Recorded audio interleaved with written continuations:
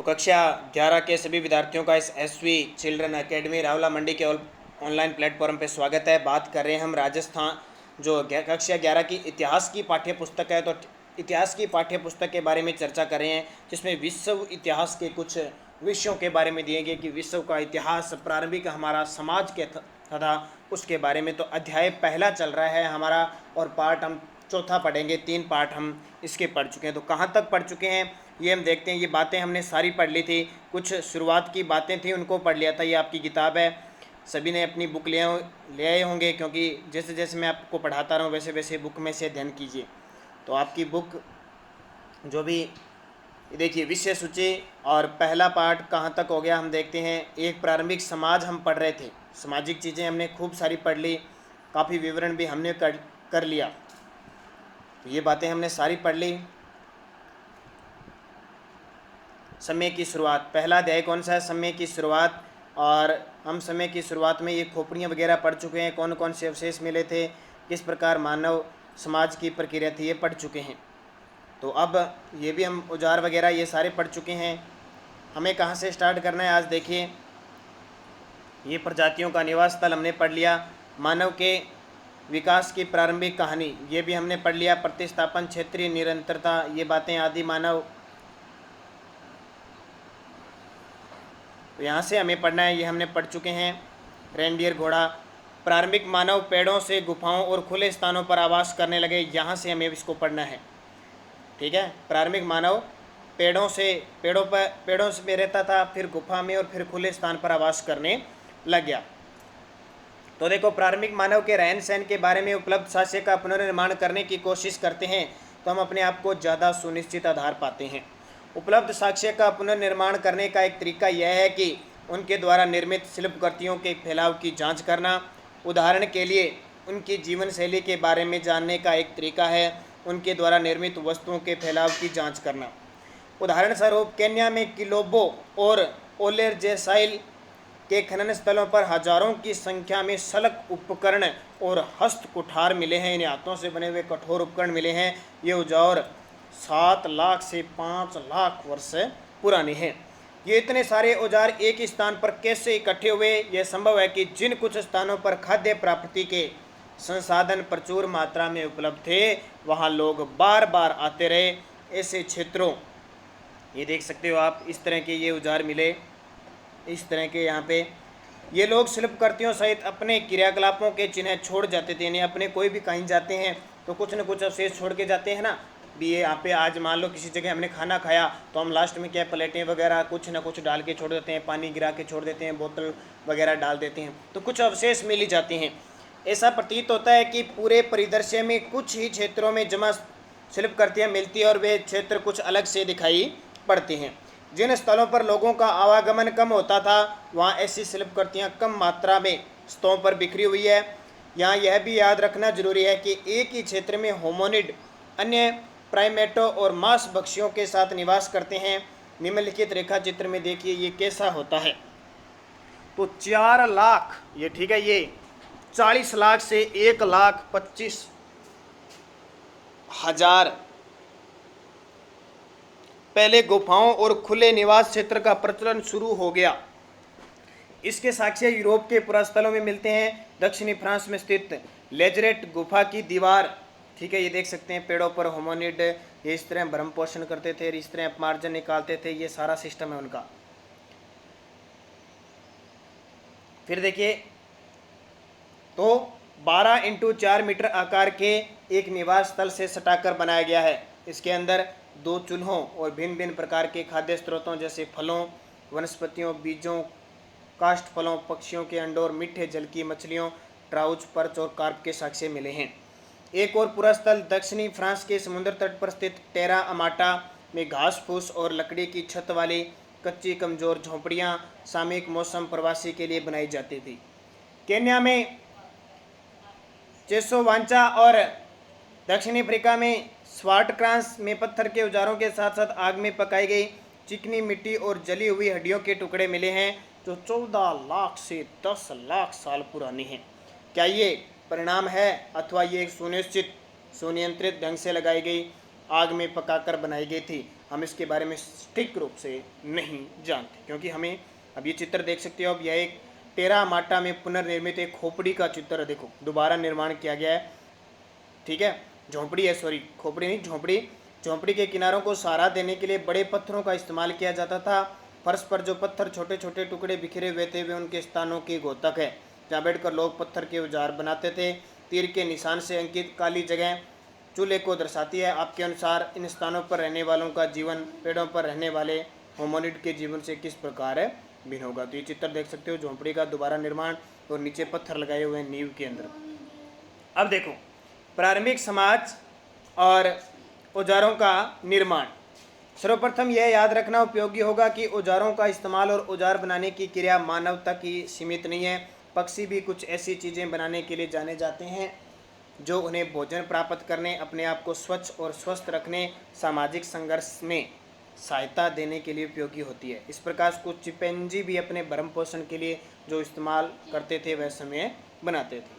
हालांकि मनुष्यों में औजार बनाने के लिए कुछ विशेषताएं हैं जो वानरों में नहीं पाई जाती थी, जो कि हमने देखा।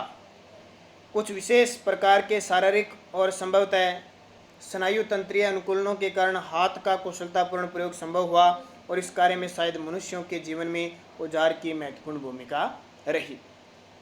इसके अलावा मानव जिस प्रकार औजार बनाता और उनका प्रयोग करते थे उसमें अधिक स्मरण शक्ति, जटिल संगठनात्मक कौशल की आवश्यकता होती थी और वानरों में इन दोनों विशेषताओं का क्या था, अभाव था। ठीक है, पत्थर के औजार बनाने और उनका इस्तेमाल किए जाने का सबसे प्राचीन साक्ष्य इथोपिया और केन्या दो अफ्रीका महाद्वीप में देश है के पूरा स्थलों से प्राप्त होता है। यह संभव है कि ऑस्ट्रेलोपिथेक्स ने सबसे पहले पत्थर के औजार बनाए थे। अन्य क्रियाकलापों की तरह औजार बनाने के बारे में यह नहीं जानते कि यह काम पुरुष और स्त्रियों तथा दोनों द्वारा मिलकर किया जाता है। यह संभव है कि पत्थर के औजार बनाने वाले स्त्री पुरुष दोनों ही होते हैं। ठीक है, तो ये जानते हैं कि यह काम पुरुषों या स्त्रियों या दोनों मिलकर किया जाता था। यह संभव है कि पत्थर के औजार बनाने वाले स्त्री पुरुष दोनों ही होते थे। संभव है कि स्त्रियां अपने और अपने बच्चों के भोजन प्राप्त करने के लिए कुछ खास औजार बनाती थी और इस्तेमाल करती रहती होगी। ठीक है, आज जो स्त्रियां सिर्फ घर पे काम करती है ना, पहले वाली स्त्रियां घर पे और पुरुष के साथ काम करती थी।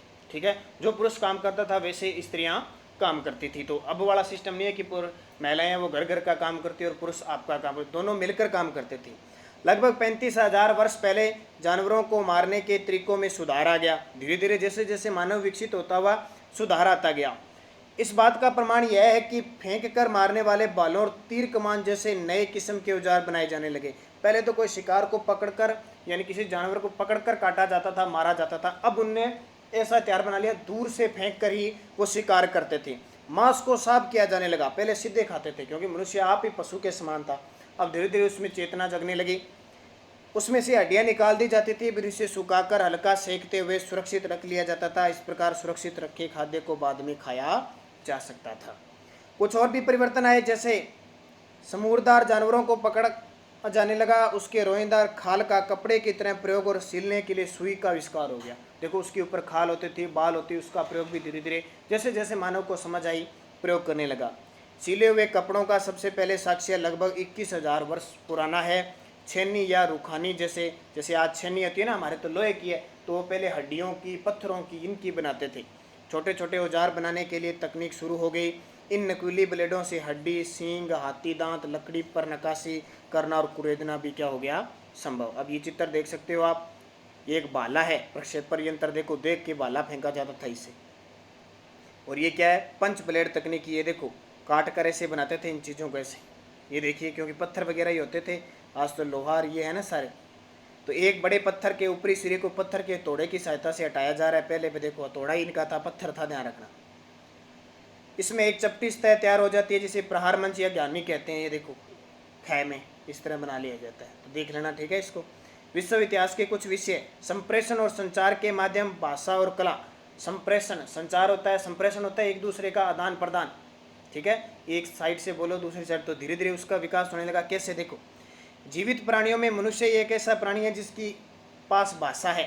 भाषा के विकास पर कई प्रकार के मत है। होमोनिड भाषा में अंग विक्षेप, हाव भाव या हाथों का संचालन शामिल था। पहले सिर्फ हाथों से इशारे किए जाते थे, जैसे जानवर करते हैं ना कई बार इशारे, वैसे।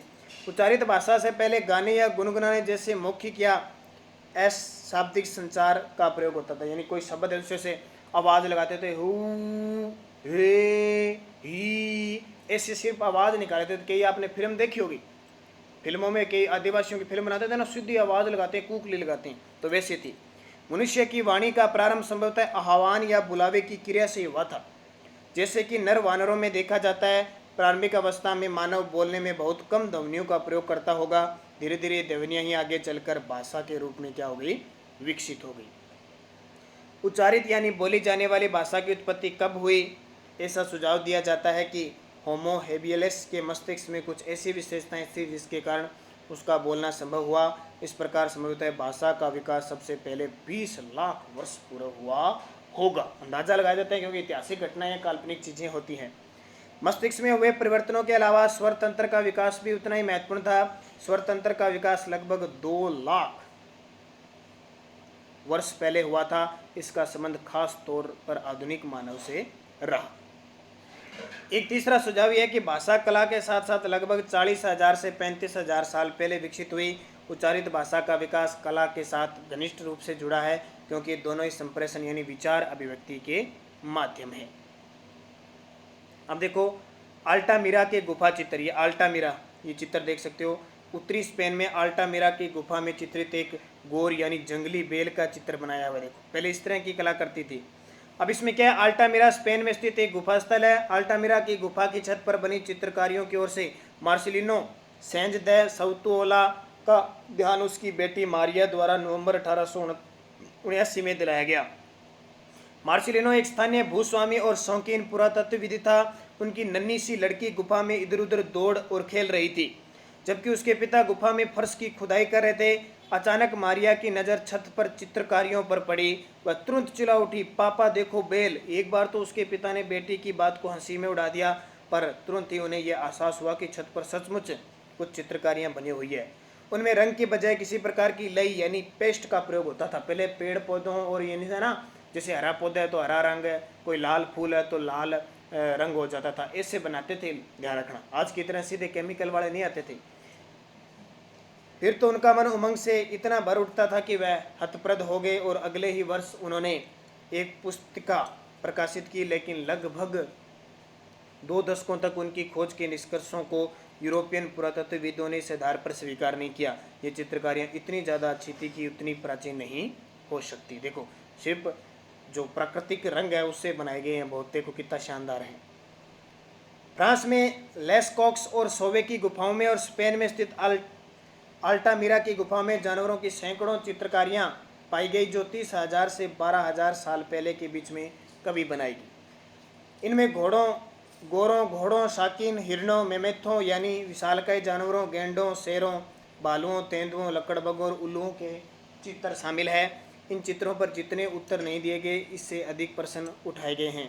उदाहरण स्वरूप, इन गुफाओं के कुछ हिस्सों में चित्र क्यों हैं जबकि अन्य हिस्सों में नहीं है? कुछ खास जानवरों को ही चित्रित क्यों किया गया है, दूसरे जानवरों को क्यों नहीं? पुरुषों को अकेले, अलग अलग और समूह में चित्रित किया गया है जबकि स्त्रियों को केवल समूह में क्यों? केवल पुरुषों को ही जानवरों के साथ चित्रित किया गया है, स्त्रियों को क्यों नहीं? तो हर बार प्रश्न उठाया गया कि ऐसा था तो ऐसा क्यों नहीं, ऐसा था तो ऐसा क्यों नहीं। जानवरों के समूहों को गुफाओं के उन भागों में चित्रित किया गया है जहाँ आवाज़ अच्छी तरह पहुँचती थी। इन प्रश्नों के अनेक स्पष्टीकरण दिए गए हैं। उनमें से यह एक है, चूंकि जीवन में शिकार का महत्व है, इसलिए जानवरों की चित्रकारियाँ धार्मिक क्रियाओं, रस्मों और जादू टोनों से जुड़ी होती है। शायद चित्रकारी इसलिए की जाती थी कि ऐसी रस्म अदा करने के लिए शिकार करने में सफलता मिले। दूसरा स्पष्टीकरण यह दिया गया कि शायद ये गुफाएं संगम स्थल थी जहाँ लोगों के छोटे छोटे समूह मिलते थे या इकट्ठे होकर सामूहिक क्रियाकलाप संपन्न करते थे। हो सकता है वहाँ ये समूह मिलकर शिकार की योजना बनाते हो अथवा शिकार के तरीकों और तकनीकों पर एक दूसरे से चर्चा करते हो, और ये चित्रकारियाँ आगे आने वाली पीढ़ियों को इन तकनीकों की जानकारी देने के लिए उकेरी गई हो। आदिकाल समाज के बारे में ऊपर जो विवरण दिया गया है वह अधिकतर पुरातात्विक साक्ष्य पर आधारित है। जाहिर है कि अब भी उनके बारे में जानने के लिए कुछ बचा है। जैसा कि इस अध्याय के प्रारंभ में कहा गया है, शिकार करने वाले और खाद्य सामग्री तलाशने और बटोरने वाले समाज आज भी मौजूद है। क्या आज के शिकारी संग्रहों के जीवन से पुराने समाजों के बारे में कुछ जाना सीखा जा सकता है। इस प्रश्न पर अगले अनुभव में क्या करेंगे, चर्चा करेंगे। ठीक है, तो ये हमारा अध्याय है, क्योंकि इतिहास है तो काफ़ी लंबा इतिहास हमारा चलेगा। तब तक आप इतना पढ़ना